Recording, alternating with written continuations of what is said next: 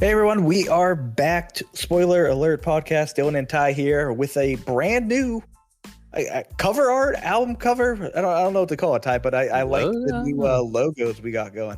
Oh, it's awesome. I didn't even realize. I checked today the Spotify feed and it updated. I was looking through my feed trying to find the pod. I didn't even recognize it. It looks awesome. It looks sick. That's what old AI art can do. Because I'm not an artist at all. I can't do like anything creative. So I threw that into old Dolly, and it took a while because it's not good with text. So like I would tell it, put Spoiler Alert Podcast in the picture. And the amount of times it would fucking spell the words wrong pissed me off so much. Like, come on. I was dabbling with some AI art today too because I thought of a good segment that we should start doing. Okay. I'm not gonna bust it out this week. I'm gonna bust it out next week. Okay. But it's going to be bomb or not. If this movie's going to bomb or not. We're just going to go through a bunch of movies and decide if it's going to bomb at the box office or not. Because these days, most things are bombing at the box office. Yeah. It's not really that hard. But like some things are just like really bombing. So that'll be fun. And I was just going to throw it on the dock. But I was dabbling with AI art because I typed in like box office bomb. And it was like, we can't make that. It's got a bomb. And I was like, oh, God damn it. Yeah, you gotta find the uncensored guys. Yeah. Then he did say we look like the chain smokers in our new artwork. Yeah, we need to just bust out some EDM. We can make a new intro song or something. Fucking dropping the bass, dude. Dubstep. EDC Vegas is going on right now. People are wilding out over there. I saw. Speaking of that, did you see on Reddit the prices for like booze and stuff at EDC Vegas? Oh God, no! I can't imagine. I gotta look it up. It is EDC. Absolutely criminal. I've gone to EDC New York a few times. And holy hell, that's 10 years ago at this point. Holy shit. And I mean, shit was expensive there. Like you want a bottle of water, it's like $8. So beers, a 6-pack of beers, the lowest one is $140 for a 6-pack of beers. That's like criminal. That's criminal. That's like their bars in the place. I'm guessing, yeah. A 6-pack of Heineken, 140. 6-pack of Bud Light, 140. Bud Light Black Cherry Seltzer, 150. White Claw, 150. Beatbox, 150. I mean, that's just 6-packs. Bottles of like booze. A bottle of Jack Daniels, $875. That's absolutely insane. It's criminal. There's bottles of champagne on here that are like thousands of dollars. There's like champagne that's $42,000. Like, yeah, people are fucking nuts. That's insane. Pre-game champagne packages. You get 5 friends. It says best friends where you bring 5 people. It's like fucking $10,000. People are nuts. So I'm never going to EDC Vegas. It's probably cheaper than the tickets are probably the cheapest part. Honestly, yeah. Oh wait a minute. I'm being community noted here by Twitter. These are exclusively for the EDC Sky Deck, which includes table, bottle service, and historically known to cater to VIPs. Yeah, bottle service is that makes sense. I mean, that makes sense. It's probably like all fucking rich people anyway. But still, a thing of 6-pack of beer for $150 is criminal. Get some like $25 chicken nuggets too. Yeah, like that's definitely a thing. Like food's insane at like baseball games and everything. There was is it AT&T Stadium down here? I can't remember, but there's a stadium. No, Atlanta. It's the Mercedes Benz Arena. Mm-hmm. They have like normalized their prices and they like actually make sense. Like, I think probably like ticket prices are more expensive to get in. But the concession prices, I believe, this could also be super outdated information, but they were not bad. That's awesome. A lot of places need to start doing that. Mercedes-Benz Arena. Because I think it was at least reasonable, like maybe like $6 a beer or something like that. Okay, here we go. Mercedes-Benz, a hot dog, $1.50? Like, oh, that's so cheap. That doesn't happen. That's cheap. That's awesome. That's like what you pay at Costco or like freaking Sam's Club for a hot dog, which is awesome. $7.50 for a burger, nachos $2.50, like that. Those are normal prices. I'm just That's gonna what they say should start be. going to Mercedes-Benz every day of the week for dinner. Let's roll up. What are you getting today, Ty? 3 orders of nachos and 7 hot dogs. They just know you. Yeah. But we are back. New look. We're looking good. We're looking good. How you did say earlier that Taylor said we look like the Chainsmokers, so that kind of hits with the EDC talk. Yeah, well, it was actually Denny. Tay said we look. Danny said it. Good. Okay, yeah. He said we look like the Chainsmokers, but I still think we look cool. I think he meant we look cool, but just like like the Chainsmokers are cool. They're just some white guys with sunglasses on. Yeah, that's all they are. The Chainsmokers are just AI. They're not real. They might be. It might be like Daft Punk. You don't know if they're real. They're on helmets. But we're going to go through upcoming movies this week as usual. A little bit of news here, and then a couple newer films that we saw. We're going to do Convince Me to Seize for Boy Kills World and Challengers. That is on my list. And then Ty saw Last Stop in Yuma County, which sounds like it might be a sleeper pick here. Definitely a sleeper pick. I'm really excited about it, man. I think you're going to like it. Fuck yeah. So we're going to kick it off with the upcoming movies. Well, this is upcoming and out because we are also including in last week's movies because there were a few decent ones that we should at least talk about here that, maybe we ourselves don't care too much about. Mm-hmm. But in general, those were the bigger movies that came out last week. Yeah. So hitting on it first, one that I don't think anyone actually cares about. So I'm already going against what I just said, but Back to Black, the life and music of Amy Winehouse through the journey of adolescence to adulthood and the creation of one of the best-selling albums of our time. The director is Sam Taylor Johnson. He directed 50 Shades of Grey. That's all you need to know. So, Ty, I think it was you that texted me immediately and said this movie was getting shit on. Yeah, I think I did see that. It was just getting absolutely panned. I gotta check and see what it's sitting at right now at Rotten Tomatoes. I can't remember. 6.6 on IMDb, so some people like it for some reason. That's like unfrosted too. Some people gave that like a 5, which is just so insane to me. 35% critics approve rating, 88% audience, which is high. Interesting. So, I mean, maybe people that are like diehard Amy Winehouse fans like it because they just like hearing that music or whatever. Yeah. But I mean, I'm sure neither of us are both big Amy Winehouse guys. I think I know like one song. I think it's the Rehab song. Yeah, they tried to make her go. She said no, and she died. So there you go. So now you probably should have went. That's the story. Like you don't need to know anything else. And now they made a shitty movie about your life because you didn't go to fucking rehab. Did you know that? I think I heard this story that Neil Patrick Harris, after she died, he held a party and had a cake that was made to look like a dead Amy Winehouse. I did see that. I wonder why. Wild. Was it like a Halloween party or something? Or just like... I don't know. He might just be a wild dude.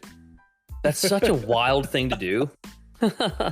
Yeah, I don't know if they had like beef or what the fucking issue was, but that's funny. It's just... And I think it was like super recent too. Like right after it happened. Random phrase you would ever like heard of, like Neil Patrick Harris, Amy Winehouse, dead body cake. Yeah, that sounds like AI. That does sound like AI. I mean, we might live in AI. We might just be part of the world. The Matrix. AI. We don't know. We don't. Shit. Know. Next movie here. I will be seeing this eventually. It has me somewhat interested. You know, I'm probably old for the demographic, but I don't care. I want to see it. If it's about a young girl who goes through a difficult experience and begins to see everyone's imaginary friends who have been left behind as their real life friends have grown up. So this is just Foster's home for imaginary friends. Oh yeah, definitely. That's all this is. So John Krasinski, obviously a big fan of it, basically stole this and is writing and directing it. He is also in it, along with a pretty damn solid cast, actually. Like if you saw this for any other movie, a lot of them are just voice acting here. But like, if you saw this lineup for any other movie, you'd raise your eyebrows and be like, "Oh shit, that's a lineup." So John Krasinski, Ryan Reynolds is the star in this one. Steve Carell, so Jim and Michael team up yet again. John, of course, has to include his wife Emily Blunt. Matt Damon in here, Sam Rockwell, who Man, if like I quickly glance at Sam Rockwell, I always quickly think he's Christian Bale. Yeah. But he's just a watered down Christian Bale. Yeah, definitely. Maya Rudolph, Jon Stewart, Richard Jenkins, Awkwafina, and the little girl in the movie is Kaylee Fleming, who plays Judith Grimes in the Walking Dead series, and young Ray, I'm not going to call her Ray, plus the last name she made up and stole, but in The Force Awakens, she was also in that. So, yeah, probably this is a kid's movie, but I don't know. Kids' movies can be fun sometimes, and this looks fun. Yeah, sometimes they can be, for sure. Speaking of bombs, I think this one might end up being a little bit of one because apparently it's got a budget of 110, and so far at the box office it's done 63 million. It's already been out for a week, so surely it's not going to do much more. They'll probably flop it onto streaming probably within a week or two because that's what they did with The Fall Guy, which, I mean, also kind of bombed. Yeah. Animation, not cheap. No, turns out no. Next one here, Ty, we talked about this movie a lot, had a ton of interest in it. We both thought we were going to see it last week, and neither of us did. Yeah, talk about a freaking letdown. So, The Strangers, Chapter 1. After their car breaks down in an eerie small town, a young couple is forced to spend the night in a remote cabin. Panic ensues as they are terrorized by 3 masked strangers who strike with no mercy and seemingly no motive. So I would have brought this up last week when we talked about it, because these are all my notes I took a week ago, because I was expecting us to have a show. And so these are here from last week, and this might have been the warning signs. Rennie Harlin, has only directed dog shit. Writer number 1, Alan R. Cohen. He is only known for producing and writing 15 episodes of King of the Hill. What in the world? He also wrote Due Date with Zach Galifianakis and 3 episodes of American Dad. So this is a comedy guy, and I'm sure he's very talented in comedy. How are they giving these guys? Why are they making the guys to do this? I got a theory. Okay, let's hear it. Theory. I think Jordan Peele ruined it for everyone. Honestly, probably, yeah. Comedy into horror. He opened those floodgates, and now they're just letting them do it because they saw it work for him. Yep. Like Krasinski's trying, which, I mean, I kind of like I did like that, yeah.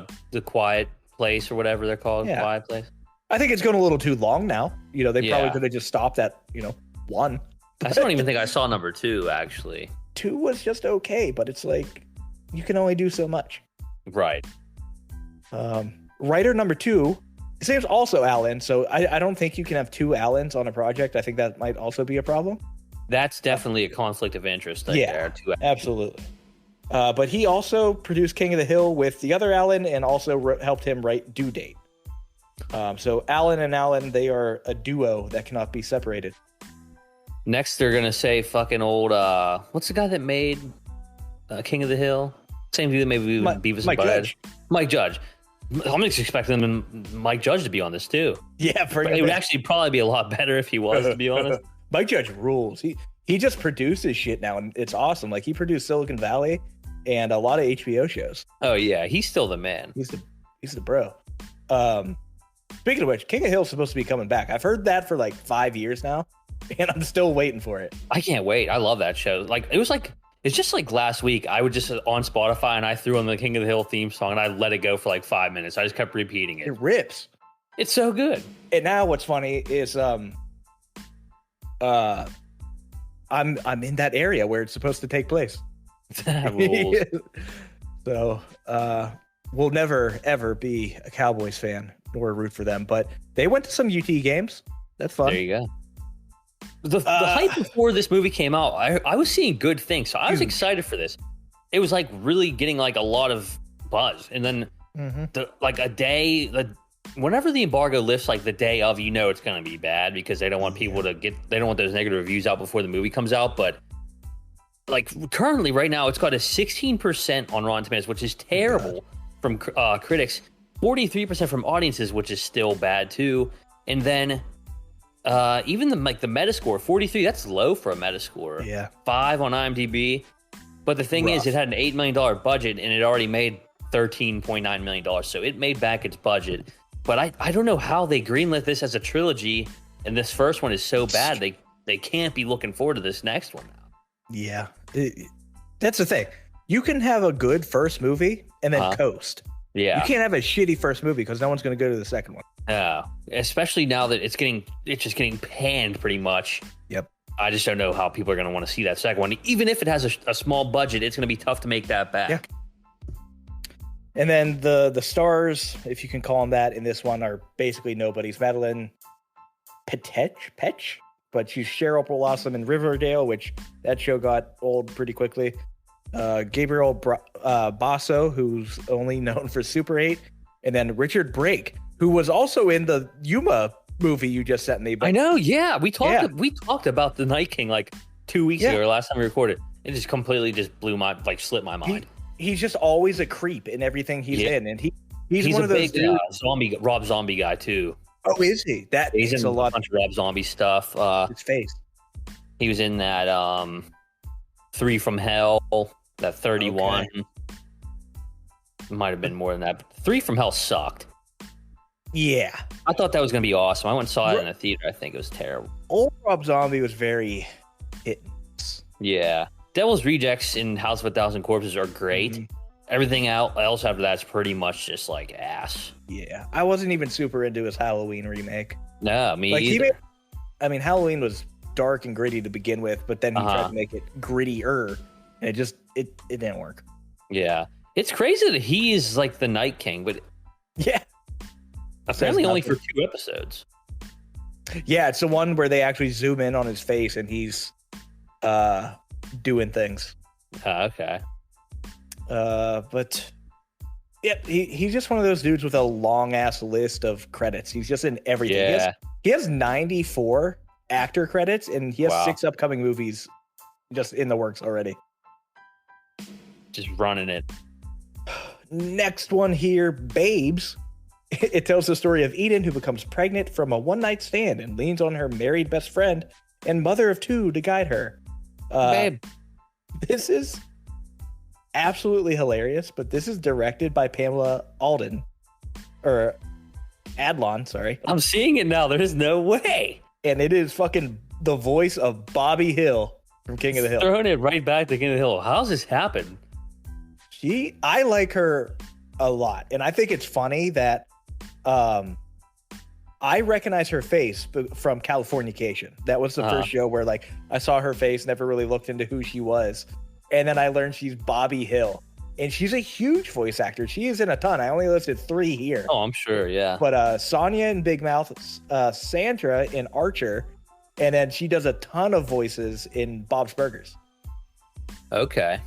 So really like her, but I don't think I'm gonna be a fan of this movie here. Alana Glazer from Broad City. Not my cup of tea for that type of humor. Mm-hmm. It kind of feels a little bit like Amy Schumer. Yeah. She's trying to be like the quirky, like female Eric Andre or something like that. Yeah, it never hit for me. I've gave it a try. Yeah. I've watched some of her other movies too, and it just never landed for me. A lot of them. So I'll definitely be skipping this one, but decent reviews, 74 on Metacritic. Only 500 reviews on IMDb, but it's at a 6.2. I just don't think people. Well, that's the problem. We didn't do our episode last week, so no one knew it was out. Yeah. That's what happened. So sorry about that. And then the last one here that came out last week, You Can't Run Forever. A teenage girl suffering from anxiety due to a tragic event from her past finds herself hunted through the woods by a sociopath on a murderous rampage. So when I saw this, I'm like, that sounds kind of interesting. Oh, it has J.K. Simmons. That's wild. He's usually just a psychopath. Fernanda, Uriola. The J's are pronounced like H's. I know that.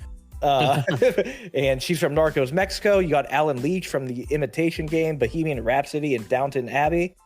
And then Michael Schumacher hasn't directed much of anything, and everything Michelle Schumacher hasn't made much of anything, and what she has made has been dog shit. But for some reason, the other thing she directed called I'm Not Here was also with J.K. Simmons.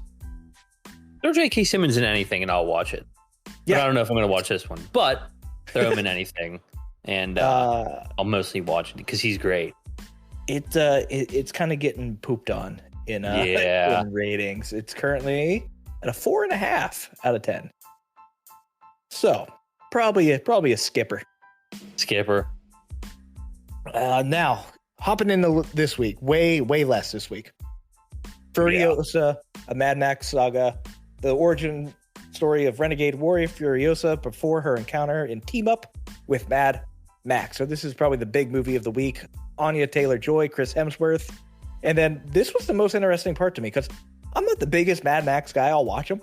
I've never been super into them. I never saw the Mel Gibson ones. Me either. But George Miller has directed every single Mad Max movie. Wow. The old ones, the new ones, and now this one. The other thing he directed was Happy Feet 1 and 2. So I don't know how you go from from Mad Max, desert, death, no water, whatever, to penguins.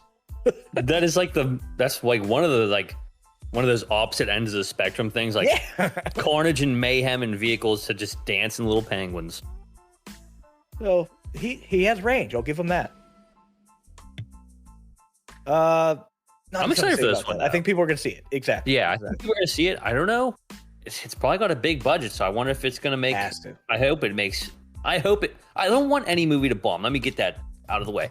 But I wouldn't be surprised if it makes a little bit less in its budget, just because I don't think anybody really cares about Furiosa. Yeah, it has to be huge. 168 million. Okay, that's doable. I think it could make that back. Like the Mad Max films, like these kind of epic journey type movies, they bring in a lot of people to theaters because that's the way to see it, is in a movie theater. It's also killing it. Have you seen the early ratings? Yeah, that's why I'm so excited. It's doing great. Killing it. 8.1 out of 10, and that's out of 2,700 reviews, 80 out of 100 on Metacritic. See, that's what I'm talking about. Like, whenever a movie lets its embargo up way early, it's usually going to be a good movie like this. Yeah. It's not even out yet. It comes out Thursday, and then the review embargo's been up for days now. But, like, then you have The Strangers where it comes out day of, and that's why it's a problem. So, I'll be honest. I wasn't super into this. I was probably going to let it slide. I was going to let you see it, convince me to see it or not, and then I was going to wait. But I'm quite intrigued now. I think this will be worth a watch in theaters for sure. Yeah. So I think Ty, we'll do that, and we can get a full review. Yeah, that'll be perfect for next week. Sounds like the move. Next one here. This, I don't know how many people care, but the Garfield movie. Chris Pratt continues his voice acting career. He should probably stop. You know, I think we're over it. He's kind of just doing Chris Pratt voice for everything. I really like the Super Mario movie. I thought that was great. But not because of him. I think it was more nostalgia. Yeah, I mean, I was never really a huge Garfield guy. I think it's kind of like a little bit like before our time. Like, there was always comics in the newspaper, and there was an old cartoon. And I think they were both cool and all, but like I never was really like looking to watch or read either of them. Oh, I gotta read Garfield. So I think they're probably trying to go for like the kids here, cute looking cat, whatever. Like lasagna. Yeah. But also, I've seen this in the past actually, I think we talked about this in the past. When a movie teams up with like a very basic restaurant to promote their movie, it can't be great. Because I think I can't remember what movie it was, but it was like at Applebee's. If you went to Applebee's, you could like get free tickets to some movie. I bet that's in our notes somewhere. I'm gonna have to look for that. But Garfield has partnered with I believe Olive Garden because of lasagna. Of course. And I'm not even a big fan of lasagna. Like, I like pasta and all that, but lasagna is not my favorite as far as like pasta goes, especially from Olive Garden. Yeah. So ew on that, but whatever. Garfield might honestly not be terrible, but I don't know. It's tough for me to. I don't make time to watch all these animated kids movies these days unless they're going to be good. It's one of those movies that you're going to wait to stream. For sure. 100%. If you're going to watch it all, and then you'll put it on and play Hearthstone or something. Yep. However, Chris Pratt's not the only one in here. You get Samuel L. Jackson, who kind of just does anything and everything anymore. Mm-hmm. Hannah Waddingham, who was Rebecca in Ted Lasso, and she was Gale in the Fall Guy that just came out. Oh, okay. You get Ving Rhames, who is Marcellus Wallace in Pulp Fiction. Yep. Luther in Mission Impossible, and probably my favorite role of his, Cobra Bubbles in Lilo and Stitch. Also, this blew my mind. While looking up what he was in, like, you see him, and more importantly, you hear his voice, and you're like, oh yeah, I know who that dude is. I thought he was the guy in Ricky Bobby. Don't you put that evil on me, Ricky Bobby. Yeah. That's not him. No, that's like, I can't remember what that guy's name is. He's dead, though. He's dead. Yeah, he was the guy from The Green Mile. Yeah, I can't remember that guy's name. R.I.P. Yeah, well, we're talking about him. We gotta. It's gonna drive me crazy. We gotta bring him up. I can't spell Talladega. I'm just gonna put Ricky Bobby. Ricky Bobby. But man, they have similar voices, and that's what I go off. Michael Clark Duncan. That's it. Yeah. Even their smile, they look very, very similar. For sure. But he is in this. You also get Nicholas Hoult, who, speaking of Mad Max, he was Nux in Mad Max Fury Road. Mm-hmm. Yep. Also played Beast in the newer X-Men films, and he was Tyler in The Menu, which was a film we quite enjoyed. Yeah, our first, that was going to be our first episode. Yeah. It's now in the vault. Maybe that will be released someday. Yeah, maybe. And then, every movie has to have some stupid joke. Snoop Dogg plays Snoop Cat. Oh God. I'm not going to see this movie now. No. I will say the director and the writer, little faith in them. They have been in animated films their whole life. Mark Dindal, who is the director, wrote and directed The Emperor's New Groove. And he was also the animator for TV shows like Cat Dog. He also animated movies. He animated Aladdin, 1992, the good one, not the shitty Will Smith one. Okay. And The Brave Little Toaster, which that movie ruled growing up. I didn't realize growing up, that was an 80s movie. Wow. I think it's 87 or something like that. I was growing up, you're this movie just came out because that's what we're watching. But no, it came out well before we were born. Yeah, I mean, great movie though. That animation on that is great. Yeah, holds up. Definitely. It's because I think everything was hand drawn back then. Yeah, so it looks so good. Mm-hmm. Speaking of animation, I think the newest South Park special comes out on Friday. It's Cartman getting on Ozempic. Yeah. So I'm gonna have to watch that. It's the death of obesity or something like that. Yeah, I'm definitely gonna have to watch that somehow. I don't have any of the streaming services it's on, I don't think. So There's ways. I'll figure it out. The writer also here, David Reynolds, he also helped write Emperor's New Groove, but he also wrote Finding Nemo and Milan. Again, the good Milan, 1998. So, yeah, I mean, you got to give them props for trying. They're finding good old writers, old animation writers at least. Yeah, I just don't think the interest in Garfield exists. No, I think that was a thing maybe back in the day. Yeah. But they've it's tried. It's a 6 out of 10 right now. Ooh, that Metascore's bad. 36, that's low. Getting hit. They've tried Garfield movies in the past. It looks like 2004 and 2006 were. Oh no, there was one in 2007, but it's man, no one cares. I was gonna say, I remember whenever those ones came out. Isn't there one that's The Tale of Two Kitties or something like that? Oh, that's because it's Bill Murray. Because I think Bill Murray was in the animated series. Okay. So people watch that because it was Bill Murray.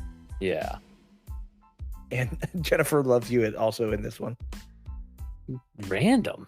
Super random. Also random, Jennifer Lopez is in Atlas, which comes out on Netflix. Oh, is that this week? That is this week. It can't be great. On Friday, that Simu Liu, I feel bad for him. He's had some pretty bad co-stars, and J-Lo is probably going to be the worst. I'm not a J-Lo guy. Let it be known. I'm not. Anyone is. No. I mean, she had her time back in the day, and I still wasn't a J-Lo guy back then. And now she's like acting again and doing all this stuff. This movie's going to suck. It's going to be I'm looking at the trailer right now. I'm looking at like just the pictures right now. That's going to be dog shit. Yep. Why did they need Jennifer Lopez to be in this movie? Why does her hair look wet? Super random. She's producing a Bob the Builder movie. Isn't she also? Didn't she just do like a movie about her life or something like that? Yeah, nobody gave a shit. Yeah, and it's like, come on. They tried getting people in it, and everyone said no. Yeah. Yeah. No, she's not a good person. Not a fan. Lopez. I will be shocked if this thing gets any higher than like a 4 on IMDb. Yeah. Like if you want to bomb or not, this is bomb, even though, there's no box office. I could just give a shit less about this movie. Why did I think her and Ben Affleck have been... I guess they just got married. They got Yeah, they like got married and divorced, and they got married again. Gotcha. Because it says 2022. I was like, I thought you were together forever. He's her 4th husband, so that should tell you some things. Wow, Jennifer Lopez, you sloot. Fucking skank. This is a anti-Jennifer Lopez show. Also, who's the last guy we hated? Kevin James. Yeah. Fuck you, Kevin James. Kevin James and J-Lo. You're not fucking welcome on the podcast, so don't even try. Don't even try. Just don't contact us. Leave me alone. I will say, Kevin James YouTube, that's pretty quality. I haven't watched. He does some silly shit. Like he does he pretends to be like the sound guy for certain movies. And he just has like a fantastic editor who like puts him into actual movies. That's fun. They did he was the sound guy for what's the movie with Bradley Cooper and Lady Gaga? God. Tell me something, girl. Exactly. I'm trying to think. A Star Whatever Boy. that was. He did a video for that where Bradley Cooper's trying to call her up to come sing, and they edit it to make it look like she runs away. So instead, Kevin James gets on stage and sings. I'm like, all right, that's pretty good. That is funny. I'm gonna have to watch that. But Ty, I'm out of breath here. That is what has already came out. It is coming out. Shitload of movies. Not many of them worth watching, but a little bit of news here. Not a ton this week and last week. One of the biggest things, though, is that Marvel's X-Men movie found its screenwriter. So this is following the success of the animated X-Men 97 series, which I haven't watched. Marvel Studios is now ramping things up on its live-action X-Men movie with The Hunger Games, The Ballad of Songbird and Snakes writer Michael Leslie in negotiations to write the movie or screenwrite the movie, whatever. Film's still in early development with no talent or director attached and no release date. I think I said this before. This was one of the first major writing assignments to open up once a strike had been ended. So they've been looking for a while now, and they somehow ended up on this guy. Songbirds and Snakes is a solid movie. This guy also wrote the screenplay for the Assassin's Creed movie, which even like I like some, with the Fassbender one. Even though I like the games, I never watched that movie because of how bad it apparently was. So not a huge sample size of screenwriting from this guy, but they must have liked something that he was doing out of all the other candidates. So I don't know. We'll see about that, but more, I guess, traction for the X-Men movie there. Quick other Marvel news, though. This is random, but a new Untitled Vision show is coming to Disney+. Oh. Paul Bettany is going to return as Vision. They've already found their showrunner, who is Terry Matalas. I guess he executive produced one of the latest Star Trek series, Star Trek Picard. Never been a Star Trek guy. But after Vision died in Infinity War, he was brought back in WandaVision. First, he was like a creation from Wanda, but then an actual android Vision was made, and then they like synced up or something like that, and then he just kind of flies off. So I'm guessing this is where it's going to pick up there where old White Vision is doing now. All right. So we'll see. WandaVision was like one of the only Marvel shows I actually liked. Loki was pretty good the first season. Second season was kind of meh. I actually really liked WandaVision though, so I'm kind of excited for this. I probably am not going to like renew my Disney Plus subscription to watch this though. So like they haven't really sold me on it, but lock in those free trials. Exactly. But speaking of streaming though, we're getting the Netflix, Peacock, and Apple TV bundle from Comcast, which sounds good in theory. So Comcast has built a new cable-style bundle for the streaming era. Beginning next week, they're going to offer Stream Saver. It's a package that includes Peacock Premium with ads, Netflix Basic with ads, and Apple TV Plus for a discounted price, available to anybody that has, I guess, Comcast TV and internet. But it's going to cost $15 a month, which is a discount of at least $35 compared to the price of the services sold separately. I will say I was interested in this, but I will never pay for a streaming service with ads. That's always been the whole point of streaming to begin with, is that you get away from all the annoying shit that cable brought to the table. But now cable is just offering a streaming service that's basically just cheaper cable. So I don't like it. I'll keep paying separately for all of those. And I don't even have the choice. I don't have Comcast down here. Oh, yeah, really? Yeah, it's Spectrum and AT&T. Wow, we have Xfinity. I don't even know what the difference is between Xfinity and Comcast. I think they're the same thing. I think it is. Yeah, it's Comcast Xfinity. Yeah, but I mean, Peacock, there's nothing really on that's worth watching. Yeah. Apple TV, I'd never really got into because there was never really that much stuff on it. And Netflix is just, what is it now, $17 or something like that without ads? So it's the only reason I have it is Netflix. My brother gets it through work.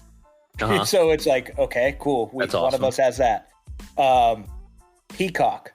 We got that because Netflix got rid of The Office. Mm-hmm. And when we need something to just throw on in the background, it's usually that. I think I did get Peacock. I did buy $5. I mean, it's cheap. It's like $5. Yeah, it's not bad. So I got Peacock to watch WrestleMania a couple months ago. Nice. So that was worth it. Fuck yeah. And then Apple TV, I just have that because my dad has like the family plan or whatever. So like everyone, I think there's like 4 or 5 of us on the, and it just comes with that with like Apple Music and everything. So it's all in one. That's solid. That's solid. Yeah, that's the only reason. Like I'm with you. I would never go and just get these, especially the ones with ads. Like Peacock, that's a peaceful purpose. Yeah. I think they're making another bundle through. It might be through Max or something like that, but it's going to be like Max, Hulu, and like Paramount Plus, something like that. Which I might look into because I did let my HBO Max subscription go, waiting for the new season of House of the Dragon to come out. Because I was like, why am I paying $20 for this? There's really nothing on it worth watching. I've seen it all. I'll get it again once House of the Dragon comes out.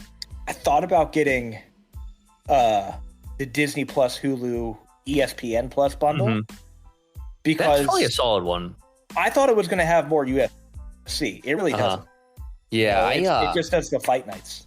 I have Hulu Live, like all the cable and all the shit like that through my mom. So really, that's like solid, but it has ads, which is ridiculous because it's like $70 or whatever. And you do get like all the cable channels and shit, but you like, even if you're just watching like a show or a movie on Hulu, you have ads. It's dumb. You're $70. That's the only way to do it. Have everyone in your family pay for one thing. And exactly. Then you share it. Unless even though Netflix is trying to do that. They're trying to do that shit now where they kick people off. But I mean, we've been making it hasn't worked so well. Yeah. They haven't. Yeah. So fuck them for that. That sucks. Beaches. Next thing here, Insidious 6 is coming out.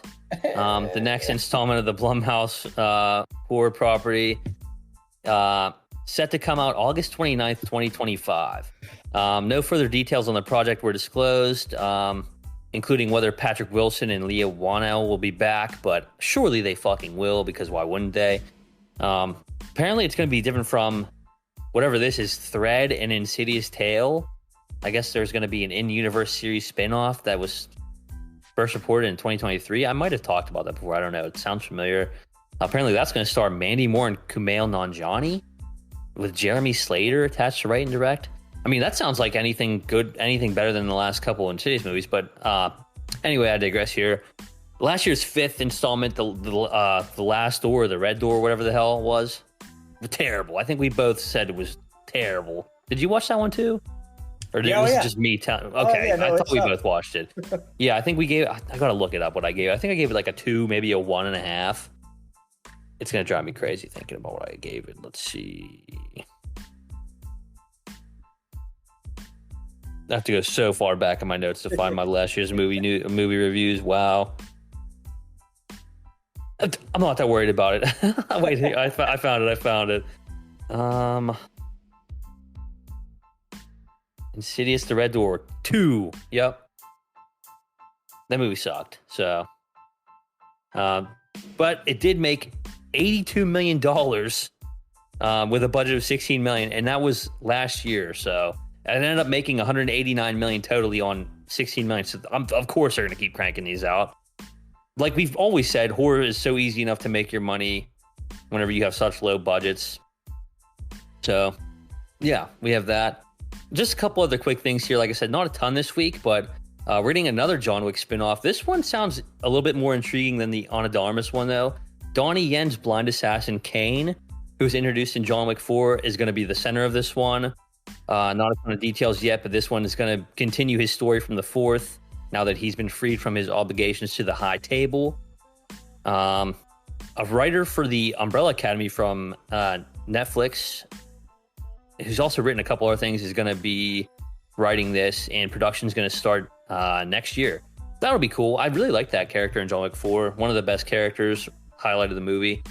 Still such a good movie. I need to rewatch that. Another quick thing here. We're getting a Roadhouse sequel. They've already announced it. So it's in the works with Jake Gyllenhaal is going to be reprising his role as Dalton. Apparently, it attracted nearly 80 million worldwide viewers to date.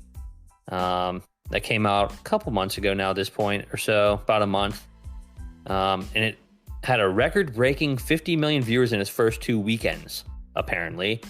But, apparently it's also Amazon's most watched production film ever. But whenever they self-report their views and all that stuff like that, it's not sure how they count like a view. So if it's like how much they actually watch, or if they just clicked on it or whatever. So that could be why they're so high. But either way, good news. The first one was fun, so I'll definitely watch the second one. Maybe they'll resurrect Conor McGregor from the dead. Spoiler alert. Last thing here. 2 last things here, both quick. We're getting a Tomb Raider series at Amazon. I can't remember if I mentioned this before or not. I don't think I did. But Phoebe Waller-Bridge, who was in Fleabag and was also just in the last Indiana Jones movie, is going to write and produce it. And apparently they're going to begin a search for Lara Croft. I've seen a lot of people fan casting Melissa Barrera from Scream to play her. So I'm sure we're going to start getting a lot more video game movies since the success of Fallout. This could be good. I liked the Tomb Raider games. No, I wasn't the biggest fan, but I dabbled. And then the last thing here, which is maybe the most random out of them all, and it's not anything about Peter Pan or Winnie the Pooh or anything like that. It's Spider-Man Noir, and it's Nicolas Cage. He's set to star in the live-action show Noir, which has been ordered at MGM Plus and Amazon Prime Video. So it's going to tell the story of an aging and down-on-his-luck private investigator in the 1930s New York who's forced to grapple with his past life as the city's one and only superhero. A lot of people from the Spider-Verse movies are attached to produce this. Haven't seen anything as far as timeline release goes, but this could either be terrible or pretty cool, just because of he was one of the best characters in the animated movie. So this will be cool. Hopefully, we just get Nick Cage shenanigans as Spider-Man Noir. But who'd have thought that would be the one that they bring to live action? That's the last of news there. Not really a ton of anything major this week. All right. Oh, all right. Yeah, gotta say it 3 times. In Texas. All right. My dude. I haven't seen him, but I heard that he just kind of roams around Austin on like a golf cart. That rules. That's pretty That sounds like a very Matthew McConaughey type thing to do. Yeah. But let's hop into some Convince Me to Sees. I'll kick it off here. I actually just watched this last night. Okay. Boy Kills World. We talked about it. It feels like a little bit ago. But this is Pennywise. Oh my gosh, I'm drawing a blank on his name. Bill Skarsgard. They're just in everything. They really are. But Bill Skarsgard in this one. Brett Gelman, you would also recognize. He is in Stranger Things. I also think he's done a ton of like Adult Swim stuff. Mm-hmm. But Skarsgard's the guy you're going to recognize most, other than the guy who plays the young boy, Cameron Cravetti, who is the son in The Boys on Amazon. Oh, okay. So you'll recognize him because that's Skarsgard's character when he's younger. Okay. And I am going to convince you to see this movie. It was really fun. Hell yeah. I enjoyed it quite a bit. It is fast paced. It has a feel of a more brutal and angry, fast paced Purge / Hunger Games. Okay. And the reason I say Purge / Hunger Games is because it takes place in a world where like high society thinks they're better than everyone else, and every I don't know if it's every year or whatever, they have something called the Calling, which is where they essentially just execute their enemies in the middle of town. Okay. That's why it kind of has that mixture, and that's what happened. That's the story. His family dies, and so he becomes this trained killer to try to get revenge. Okay, the vibe I'm getting here just from watching the trailer is, you let me know if I'm completely off on this, kind of like Bullet Train and Hunger Games. Yes. So the Bullet Train part is just how fast paced it was. Very beginning of the movie, it is just go, and it's almost 2 hours long. It holds that speed and pace pretty much the entire way. I think it kind of tunes down maybe like once to like go and explain some things. But other than that, it is wild. It's off. It gets pretty crazy. Okay. It is so creatively brutal. I like that. In the way he fights people. And I mean, not just him, but other people fighting throughout it. Like, without spoilers, a weapon that gets used is a cheese grater. Nice. And it is like, you know me, I watch Saw, gore, those types of movies all day. And it's less about like the gore in the actual film. It's more about thinking about it. Like, oh, fuck, yeah, a cheese grater would suck to get drilled with. There's also a part where I don't remember what he did, but he like had this guy bite like a pole, and then he pushed his head down along the side so his teeth grinded on him. And it's like, bro, that's fucked. like it's just like shit like that like makes you wince. Not because like visually it is disgusting, but just the thought. But it's good. The story is okay. It's nothing crazy. But it knows exactly what type of movie it is, and I respect that. I hate movies that try to be too much. And this is not that. This knows it's a ridiculous movie. It's funny at times. It's action at times. Also, the caveat of this movie is he's deaf and mute. Okay. And so he doesn't speak at all, but instead he has a voice in his head, and it's H. John Benjamin. Yeah, that's awesome. Just Bob's Burgers, right? John Bob's Burgers at Archer. That's awesome. That's like so up our alley. Hilarious. It's so good. And they're smart about it too. About him being deaf and mute, because there's a guy in the movie, and he can't understand what he says because he reads lips, and for some reason he can't read his new lips.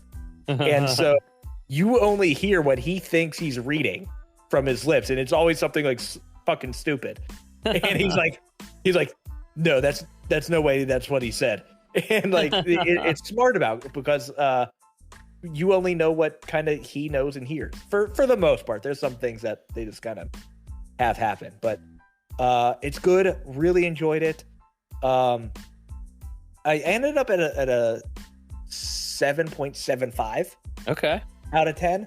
I probably would have gone 8. I think the story kind of waters it down a little bit, but that's not why you're watching it. Right. They just try to do I don't want to spoil anything, but the story just isn't fantastic.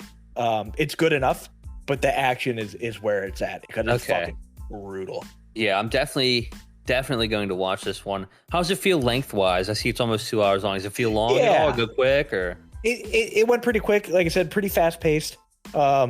For just about the whole 2 hours, there were a couple times where I'm like, this has to be close to being over, right? And like, it would keep going, which wasn't a bad thing. I was happy there was more. But there are times where like you feel like, okay, this has to be the end, right? Oh no, it's still going. Okay. But really like it. Let me check out the director. I talked about him. I was just checking him out. It doesn't seem like he's got a lot of like films he's done. This might have been his debut. Yeah, so I'm looking for this guy in the future. Like it was great. Okay, cool. Yeah. I mean, I'm definitely gonna watch this one hopefully soon. Fuck yeah, I'm excited now. So I remember whenever it first came out, I was like, kind of a weird title. I don't love the title, but I do see it's from producers of Evil Dead and Barbarian, 2 movies I like, and usually whenever they slap that on a poster, we don't love that, but like Skarsgård, I like those movies, so I'm gonna fucking watch this one. Yeah, it's worth a watch. Definitely not for everyone. But if you like fast-paced action, gore, violence, comedy, this is it. I just keep thinking of the Boy Meets World theme song, but just remixed it. It's Boy Kills World. Yeah. Funny enough here, the tagline or the keywords they have here for this movie, cheese grater. Oh, just like Evil Dead Rise. No. That's why they're so attached to the Evil Dead there. That's right. Keep throwing the cheese graters in all their films now. Oh, that's good. Perfect weapon. Great weapon. It's a good weapon if you think about it. I've been watching deathmatch wrestling lately. So I watched a documentary on Hulu all about this wrestler whose name is Nick Gage. You should watch this on Hulu or whatever if you have it. It's called The Dark Side of the Ring. It's all about this wrestler named Nick Gage. You have to find his episode, but he's like a deathmatch wrestler, and he's just every match he's in just like using weapons on people and like making them violently bleed and stuff. It's insane. So he'll hit people with like big light tubes. I think his like trademark is he pulls out a pizza cutter and like pizza cuts people. Dude, it's insane. It's seriously, awesome. It's on YouTube too. You should look it up. It's seriously interesting as hell. It's wild. Deathmatch wrestling, dude, with Nick Gage. See, I thought you were talking about like celebrity deathmatch at first. I was like, oh, interesting. No, but funnily enough, like I guess, so a couple years ago, David Arquette from Scream and all that stuff, he had a death match with Nick Gage because he was in, way back in the day, he was in that movie Ready to Rumble or whatever. So like kind of like as like a joke, as a bit, he was like, I'll wrestle this guy, like kind of knowing what he was getting into, but like not fully knowing like what he was getting into. And Nick Gage just lights him up with like light tubes and stuff. And like, like you can look up, there's articles about how like he almost dies. Like he almost kills David Arquette with like a light neck. It's insane. So definitely check that out. It's really funny. It's just super, super wild shit. But speaking of wild shit, let's talk about Last Stop in Yuma County, which completely flew under the radar for me. But I'm looking back through our notes now, and it actually didn't, because we picked it up on our upcoming movies list and just completely forgot about it. So it went straight to streaming last week. It might have had a small theatrical run at like one theater or something like that, but I think it was a film festival, so maybe not. Speaking of film festivals, though, Cannes going on right now. So I've been hearing about a lot of decent movies coming out of that. Maybe have some news about that next week. But this movie is a crime thriller directed by Francis Galuppi. Fun to say. His directorial debut. And before this, he's mostly done Mount Joy music videos. Super random there. Had to water up. But quick synopsis here. We probably already said all this too back 2 episodes ago or whatever now. But while stranded at a rural Arizona rest stop, a traveling knife salesman is thrust into a dire hostage situation by the arrival of two bank robbers with no qualms about using cruelty or cold hard steel to protect their bloodstained fortune. So this movie's currently got a 7 on IMDb, 72 on Metacritic, 97% certified fresh critic approval rating, and 71% audience rating on Rotten Tomatoes. So pretty good scores all around here, especially for a straight to streaming movie. Not a super well-known cast, but a lot of familiar faces. If you have it pulled up, the lead guy kind of looks like Kirk Cousins, and his name is Jim Cummings. He hasn't been in a lot of stuff. But then we have Faison Love, who's been in Friday and Elf. This lady's name is Jocelyn Donahue, who's been in Doctor Sleep, Insidious 2, and some Netflix stuff, it looks like. We have Richard Brake, who, like we just mentioned, The Night King, Rob Zombie, and a bunch of other stuff.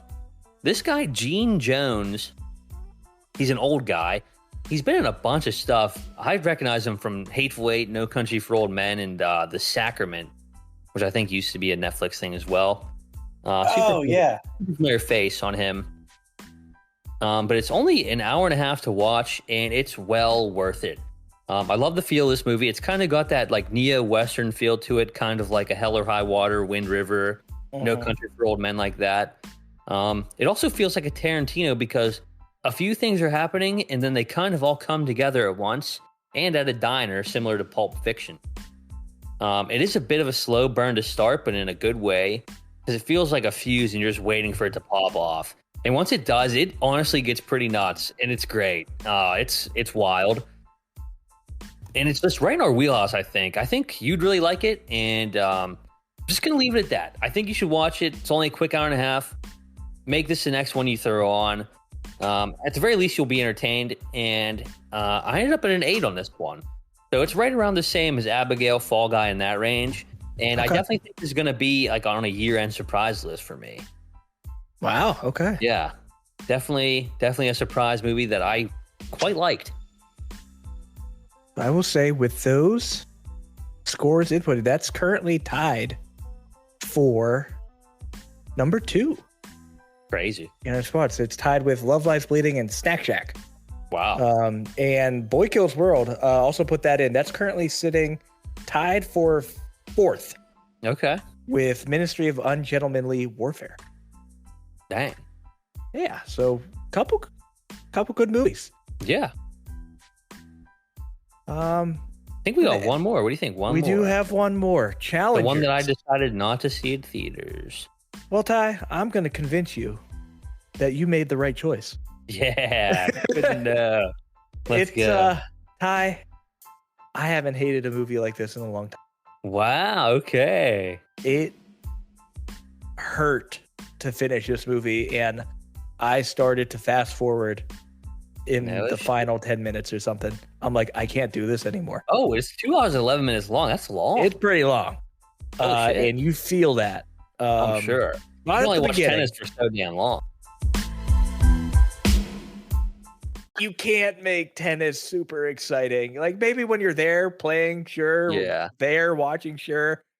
In a movie, but the fucking constant, like they try to do action shots with tennis, like putting a GoPro on a fucking ball or on a tennis racket. Like they do the grunts, fly through the air. Do the grunt. Oh yeah, a lot of grunting, and a lot of breaking the rackets. And breaking the rackets was my favorite part because the dude who like I don't even know what to call it, the official for tennis, like a ref. He's like the ref. He sits in the chair. Oh, like the lifeguard, like the line guy or whatever. Yeah, and like calls the score or whatever. But like, he was my favorite character because like, there's a part where dude just gets pissed off and breaks his racket, and I guess that's not allowed. Like it's against the.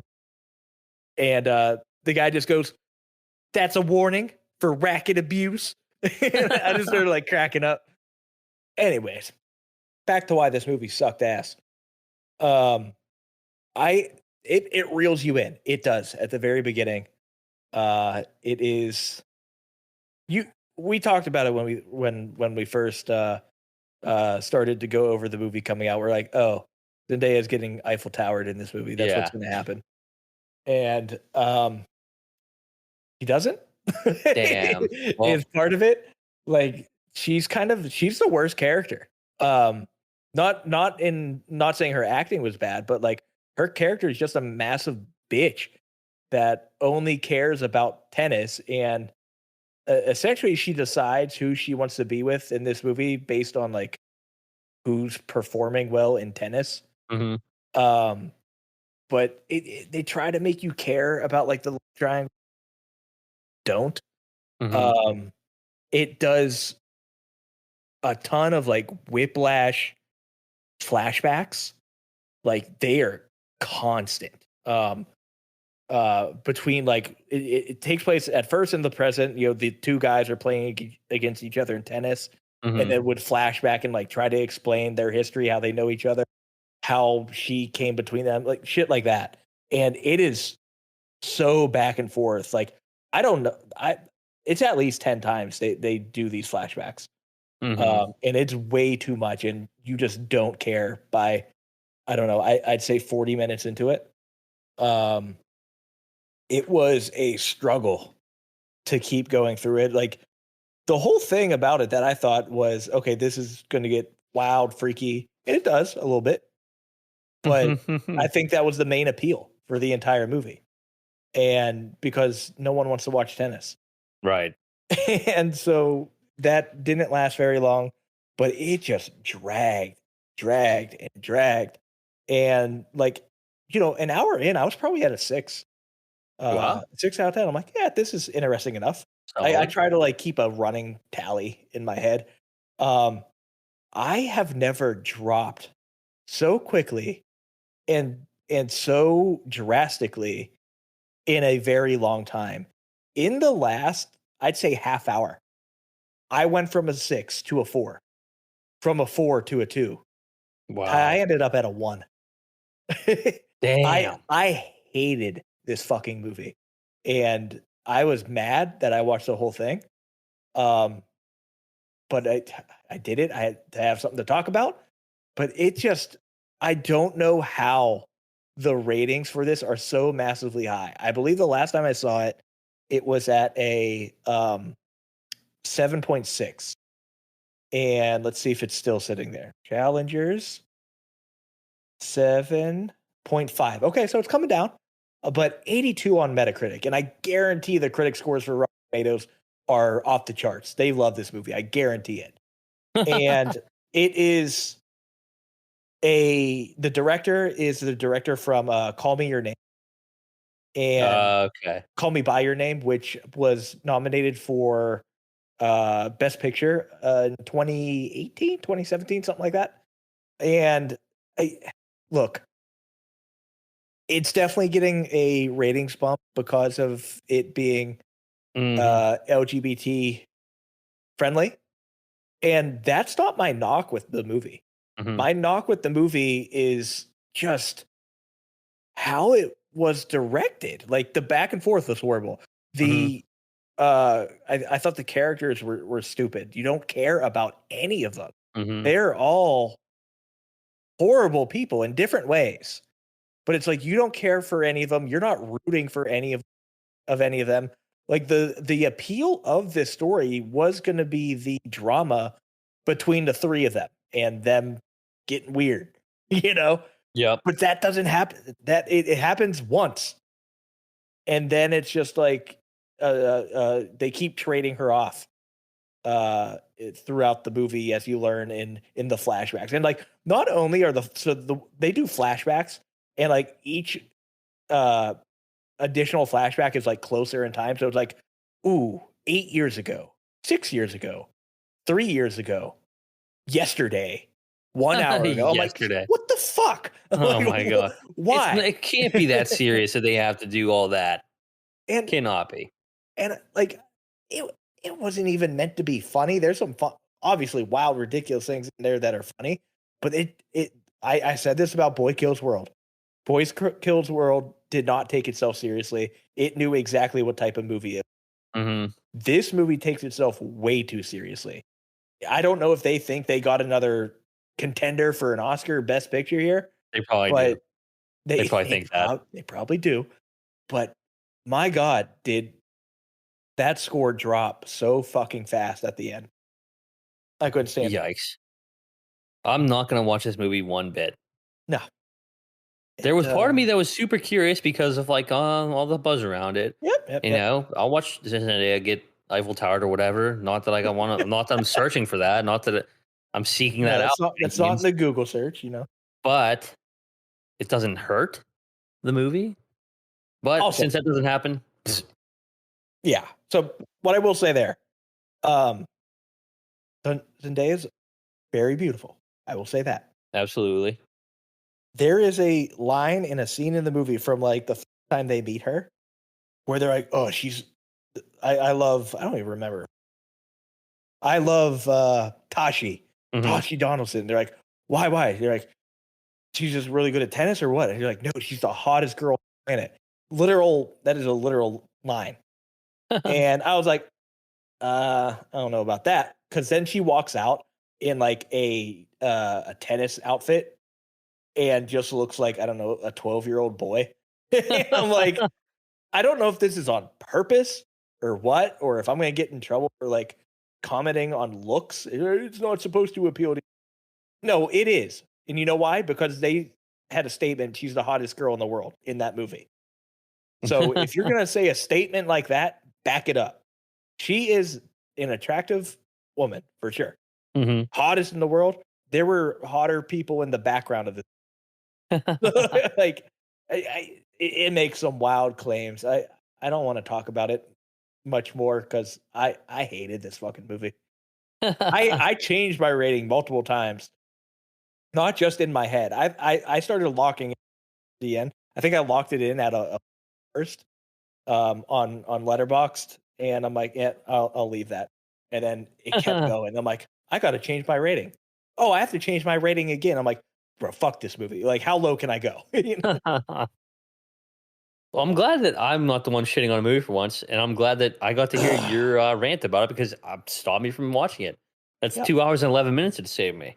Yeah, I hope it saves a lot of people that time, but I am flabbergasted by the ratings of it. A 7.5 from 45,000 people. Like, That's crazy. It's not that good. Like the featured review on IMDb headline, ridiculous film. And like, yeah, it is, but not in a good way. Like a movie can be ridiculous and be good, like Boy Kills World. Like these things, like a riot from start to finish. Bro, what movie did you watch? Like I don't understand a lot. A riot, yeah, that's crazy. I'm like, shut up. Would see it again. No, I'm not a big sports movie person, but this isn't a sports movie. Like they play tennis. That's kind of like the background. I don't know. It's bad. Yep, I'm convinced very well not to see it. Sorry that you had to sit through that. It sounds like it is fucking dreadful. Yes. Yeah, I don't even know. We don't usually end on such a somber note, but here we are. Yeah.